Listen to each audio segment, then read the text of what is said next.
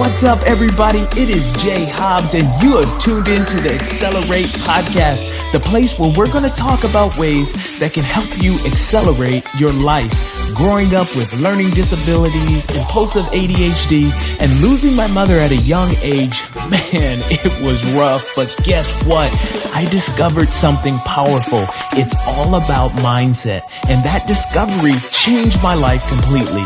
Now my life's mission is to help motivate and shift the minds of every single person I come in contact with. So get ready to accelerate and unleash the power within. Let's do this.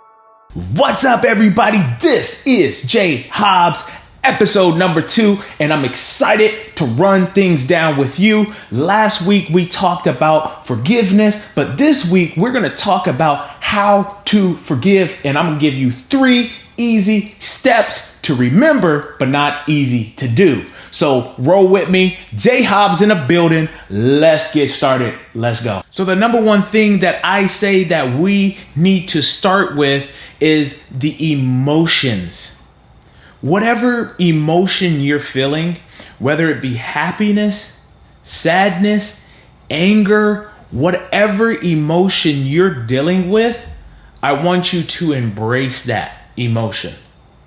Let it be a spouse that cheated on you and now you're angry, you feel betrayed, you feel hurt. All of these emotions that you're feeling, I want you to tap into those emotions. Feel those emotions, feel the anger, feel the sadness, and cry if you need to cry. If you need to go to the gym and just work out for 3 hours, whatever that is, because you're so angry, you need to get a punching bag and you then you got to do what you got to do, because you got to feel every single emotion that you're feeling.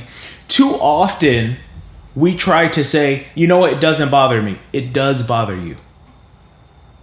Being cheated on, being hurt, being betrayed, it bothers you. We're human. We have things that bother us. Maybe your parents did something to you. Maybe your parents were not the parents that you thought they were going to be. Maybe they said something to you when you said, hey, mom, dad, I have this big dream. And they're like, no way that you're ever going to accomplish that. You need to go to school, or you need to get serious about life. And that just crush your hopes and your dreams. Feel that pain. Feel that emotion.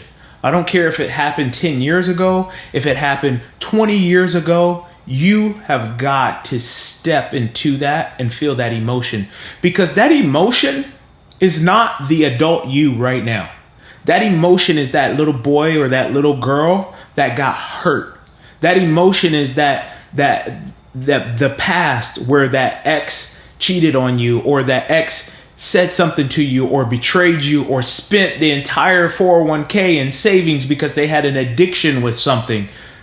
That is from there. That is not the new you. That is not the present you. But at some point between the past and right now, you have not been able to sit with that and feel those emotions. So I encourage you to do that. Step number 2. What I want to get across to you at this point is we have to show empathy.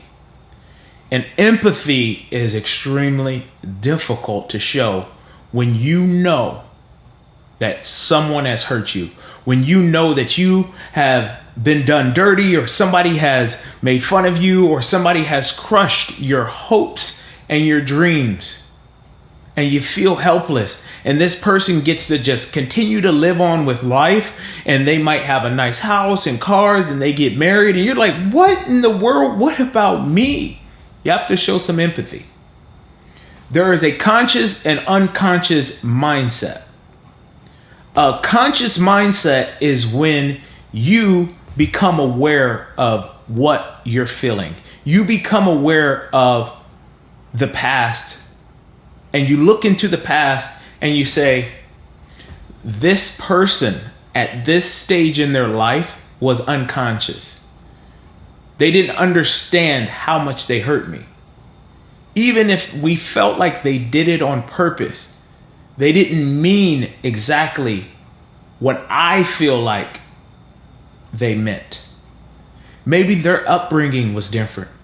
Maybe their parents didn't support them. Maybe they've been hurt in the past and have never healed from that and never forgiven. So they don't even know how to love you the way you're supposed to be loved. It's empathy. You're looking at it from the other person's perspective. And I know it's hard because it feels like you're letting them off the hook. They get to cut free as soon as I forgive them. But you get cut free. That's an amazing thing about it. You get cut free. When you look at the perspective and you scan back, because like honestly, let's be real. Have you done something in your past that you regret? I know that I haven't been the most supportive in past relationships. And in my mind, it was their fault. It was their hurt. And I took no blame for that. But as I continue to grow, I understand the blame that was placed on me. I accept the blame that was placed on me. I understand that from being hurt in my past and without that unforgiveness, that I hurt someone else. So if you're giving yourself some grace, you have got to give whoever hurt you, whoever you're struggling to forgive, some type of grace as well. And the last but not least thing, number 3, is we have to forgive. We have to let it go. We have to release it. We have got to come to a point in our lives that says, I'm done being hurt. I'm done blaming. I want to heal. I want peace in my life. I want to wake up without regrets. I don't care what anybody has done to me. I just want peace. Because the second that you forgive, you're going to feel better inside. When you say that out loud, I forgive so-and-so. I don't want to carry this on my chest anymore. You're going to automatically feel better. But what comes with that is the feeling of regret. Oh, I forgave them. They got off the hook too easy. That's why you have to constantly remind yourself, already forgiven them. I had some situations that happened in my life where I forgave them, but every so often that pain body comes back. You know, it might be a year down the road and that person says something or this situation happens, or they might even comment on a social media post or something like that. And you're like, what? Who are you to? And then you have to catch yourself and say, I already forgave that person. And if that emotion or those feelings come back up, I immediately go to God and I'm like, God, I already forgave this person and I no longer want to feel this way. Take it away. And I step in it and I don't wait for God to take it away. I believe that He's already taken it away and I'm stepping into that faith and that favor and that belief that He has taken that feeling away and I'm moving on with my life. We call it KIM. Me and my boy, we call it Kim. Keep it moving. So are you going to keep it moving?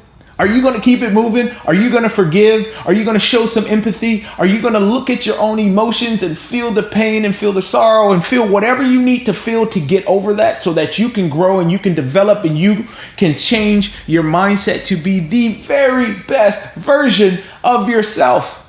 For yourself, for your kids, for your future spouse, for your relationships, for your career. That is how you become the very best version of yourself, is by not walking around carrying the burden of unhealed trauma, hurt, pain, regret, whatever it is. I believe that you can follow those easy 3 steps. And I say easy because they're easy to remember, but not easy to do. But I believe that you can follow those 3 steps and you're going to kill the game.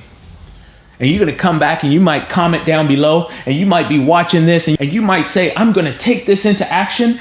And 2 weeks, 3 weeks, a month down the road, you're like, Jay, you killed it, man. I feel amazing. You allowed me freaking tweak my brain to wake me up, and now I feel free. And that's what I want. I want a changed mindset.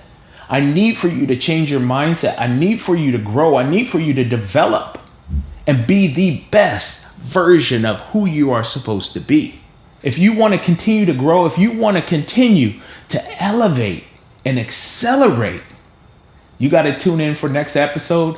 But until then, peace.